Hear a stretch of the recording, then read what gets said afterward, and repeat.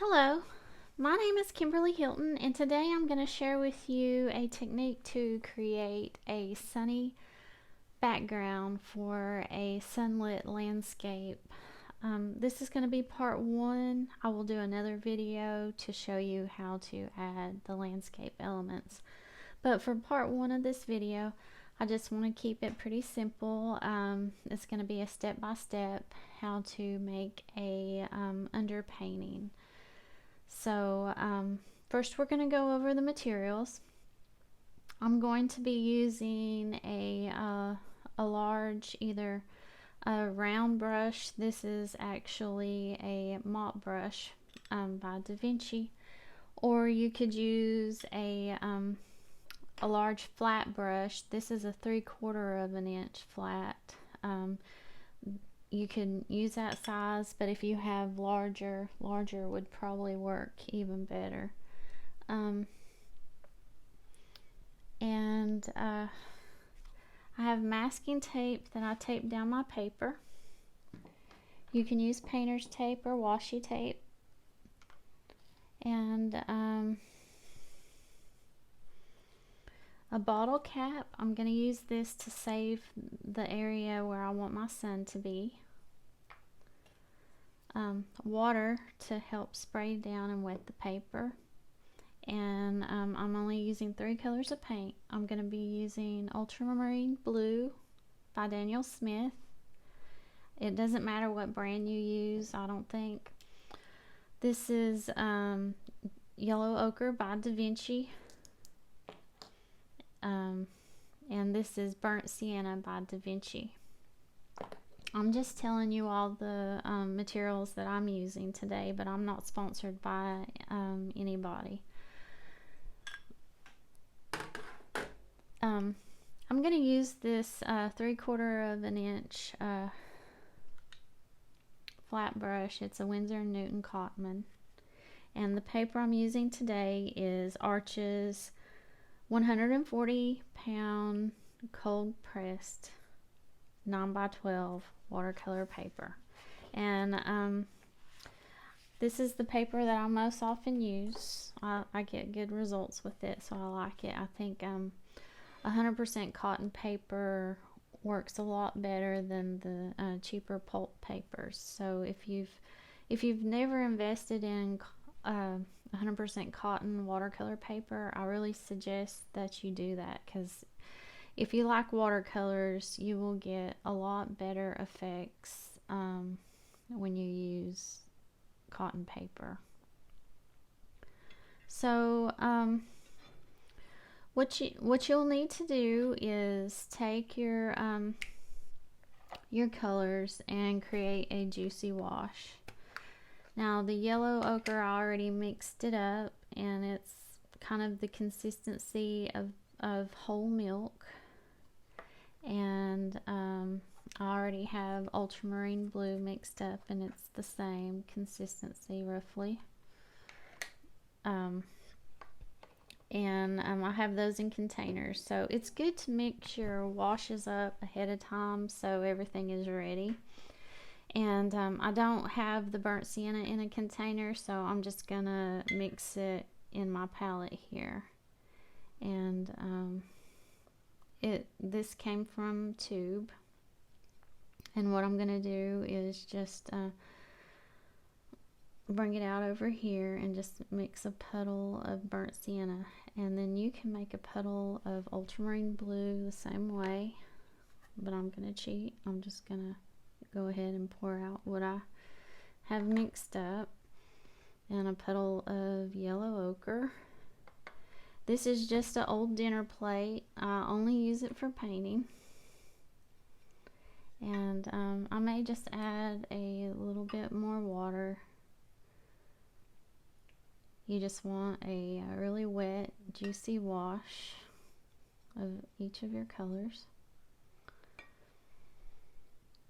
So I'm going to rinse my brush, because we need to wet the paper with water first.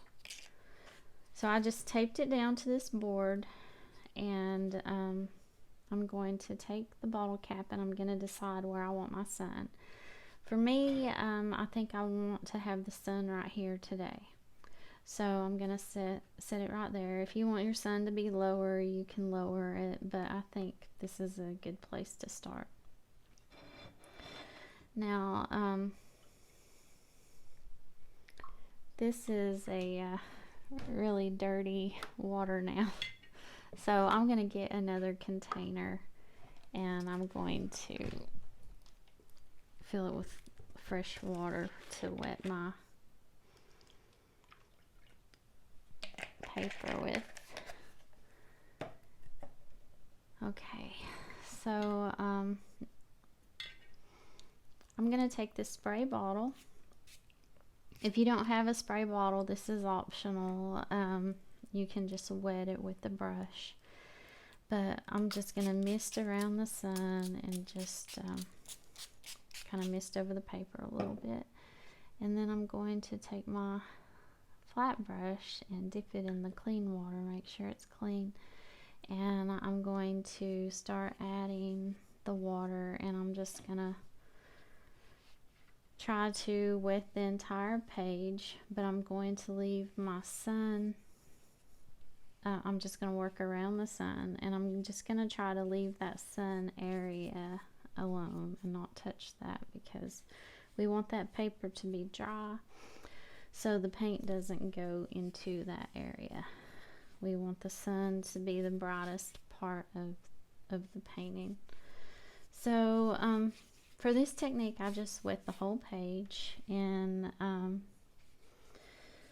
tilt your head to the side so that you can see clearly where you put the water. And it helps if you have a bigger brush than the one I'm using. It would be quicker, but if you're working on a smaller piece of paper, this is just fine.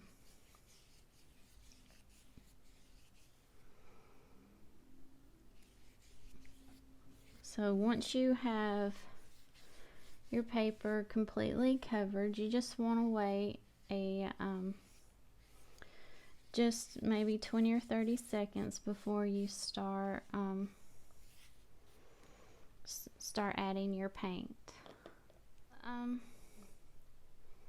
This has soaked in for about 30 seconds, and now I'm going to take the yellow ochre, and you want a really diluted yellow ochre, because if it's too thick, it's going to be too opaque. But you just want a really light wash, and you can dip into the water to make it lighter if necessary.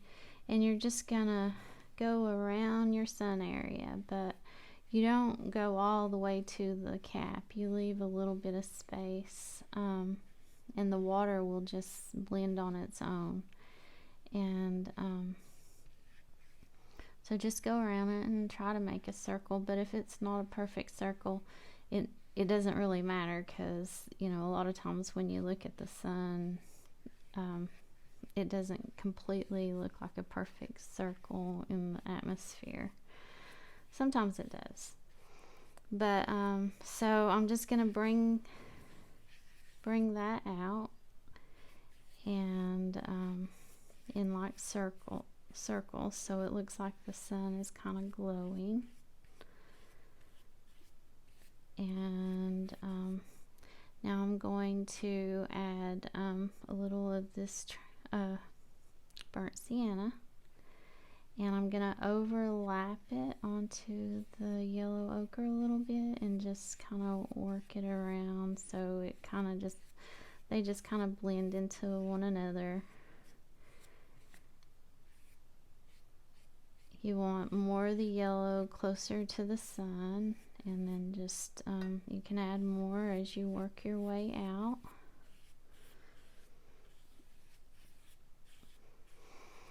And then it's going to go more to the burnt sienna.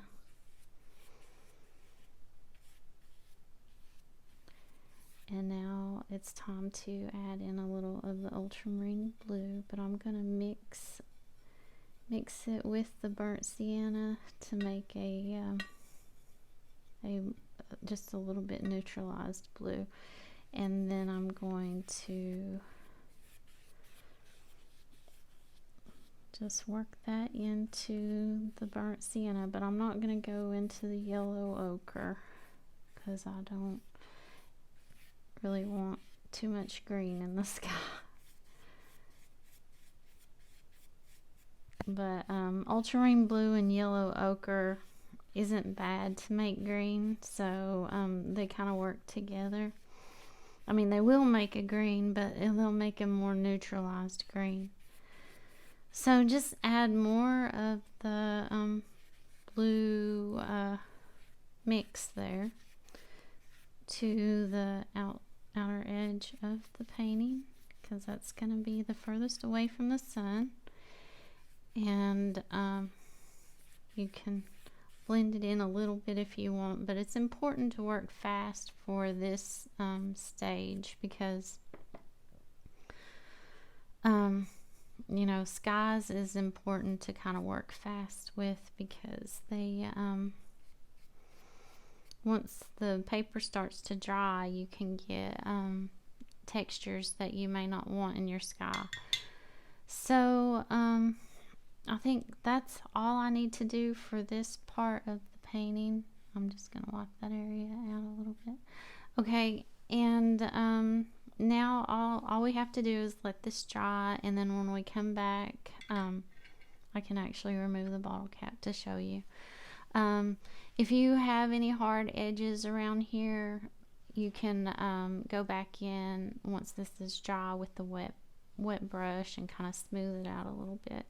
But that's all you need to do for the underpainting for a sunny, sunlit sky. Okay, so I just wanted to show you what this looks like after it's had time to dry. And as you can see, the colors continue to blend into one another, and it creates a really beautiful effect. And mine has some hard edges around here, so if your painting has that, I think it's fine. I wouldn't even bother with doing anything, but I just want to show you, if you take a brush and just gently wet around that area, you can just smooth out those hard edges, and just do a little blending. Now this is on the dry painting that I'm just blending out the hard edges around that sun. And you don't want to do too much with this, and you're just using a very